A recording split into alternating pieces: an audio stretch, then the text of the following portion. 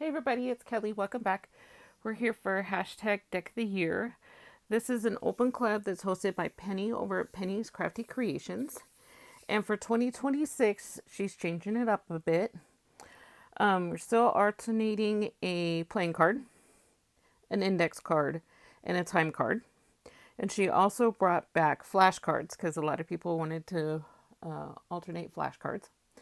And the new thing this year is creating Memdex or greeting cards. And I want to thank Penny for hosting this fun collab. I'm excited about what we can do for 2026. And if you guys haven't followed Penny, you definitely should. Last year, I think she had almost 50 people participating in Deck the Year. And it's just like a fun way to do a quick project 1 day a week if you can manage that. And I work a full-time job and I've actually been able to manage it. So I'm actually quite proud of myself.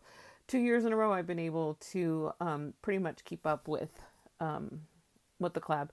This year had a little bit, or excuse me, 2025 had a little bit of medical stuff going on and a lot of overtime based on staffing issues. So it was a little bit of a struggle, but we got it done. If you cannot post on Thursdays, because that's usually when Penny posts, that's usually when I post, you can post whatever day you want, whatever day is convenient for you. Just make sure that you tag Penny so she can go over and see your video and use the hashtag Deck the Year so that the rest of us can go see what you're up to. All right, so I have a friend's birthday that's coming up, and actually, yeah, birthday's in January. And so I thought I would make a greeting card and then share my greeting card with you. I normally would hand her the greeting card at work, but she has since moved on to another employer. So I'm going to have to mail it to her. So this, I didn't sign it or anything yet or address the envelope. I just want to make sure that I showed the card before we did that. So here's the back of the card. I used my little stamp, Handmade with Love by Kelly. This stamp was given to me for Christmas. I don't even know how long ago, from Lucia over at Teho Creates. It's one of the best ways for me to sign my cards. So here's the front of the card. So I do an A2 card. Let me see if I can. There we go. There. Now you can see most of it.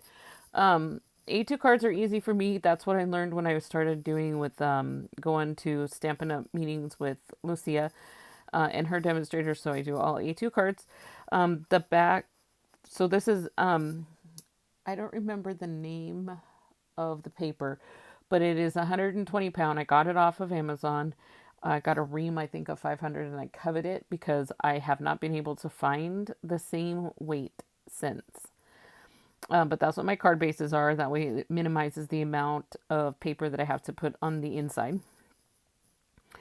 This is a piece of the mat is a piece of purple cardstock, just one of the regular, I think 65-pound cardstocks that you can get. You can get them in combos of colors. You could get solid colors. I think this one was in a combo of colors. The paper right here is a Stampin' Up paper. It is white with bronze and silver, and I will show you what it looks like. Actually, because I still had. This is the mat, basically the mat that I used. And then this is what the paper looks like. This is, I can't tell you how old this paper is because I haven't purchased Stampin' Up in a long time. I'm trying to use everything that I have, which is too much. So I try to just go through what I have and just use what I have. And my friend's favorite color is purple, so I started off with this, just white with the flowers, and then I used Tim Holtz colors, Distress Oxides, are in the little mini packs.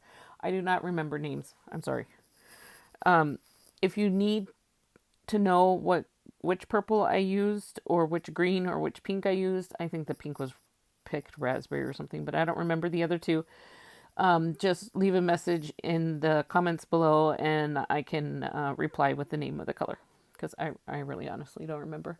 So I did the dark pink in the centers of the flowers and the berries. then I did the green for the leaves, and then of course the purple for the flowers. I ink blended them. I have these little daubers that actually I have them right here. They're these little daubers. They come like they're stuck. They're not stuck together, but you can put them together, and I just keep them in my little box with my neutral colors, and I have three boxes of these little Tim Holtz inks. The little ones are easy. I did get a bunch of the full size when Michael's had a sale, and when they were dirt cheap, I got them. But this is the dauber that I use for the purple. And I'm horrible about it. I don't clean them until they get like really, really bad, and then I'll go and take them to the sink and I'll clean them, and then I'll just start over again. But I just keep using the same dauber over and over again. I know it's horrible, but it works for me. So then I ink blended them in with those daubers. I like those daubers better than the sponge ones because the fiber hairs, it seems like it gives a more soft texture to your inks when they're blended together. Then I took the water and a paintbrush and I distressed it. And then I followed one of Penny's tips and I went back over with the green, the pink, and the purple over the splotches to where they weren't quite so harsh. Now this piece right here I cut out of, I used my butterfly punch that I also got from Stampin' Up. And I don't know if you're going to be able to see it with the lighting, although I do have the light like right on it, but I don't know if you're going to be able to see it. There are little reflective holographic spots on the butterflies. And I tried to ink blend, but the ink just like wiped right off of it because this is actually packaging. It came from, we had Secret Santa at work, and my Secret Santa had bought me some nail supplies to include this gold chrome polish. It's not polish, it's powder, chrome powder that you put over gel polish. But when you pull the package that has the product in it, a little card comes flying out, and the little card has these little holographics, kind of like to make your packaging look pretty. I'm using that packaging because they're about the size of maybe a small bookmark, and I thought it would be perfect to just cut the butterfly out, and then I took my purple Delusion spray and I sprayed the butterflies with the Delusion spray. I've made many cards for her, and I don't remember all of the creatures that I have made, because I know the very first one I made her was sloths because she loves sloths, and I didn't realize it was her birthday until after the fact. So I made her a late birthday, something sorry about it's late, or sorry I was slow, or something like that with the sloth, and she loved it. And then I made a few more after that, and I've even made birthday cards for her spouse.